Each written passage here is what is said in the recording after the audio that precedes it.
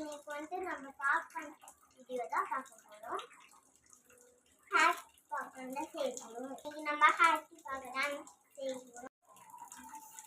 Subscribe பண்ணுங்க, like பண்ணுங்க. இதுதான் சீஸ். வாங்க செய்யலாம். குக்கர் வச்சுக்கோங்க. செய்யணும்னா கொஞ்சோண்டு பாதி போட்டுக்கோங்க.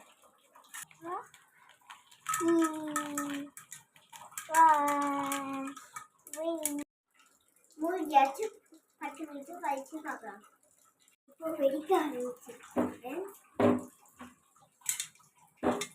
பாருங்க. போல வாசனை வருது.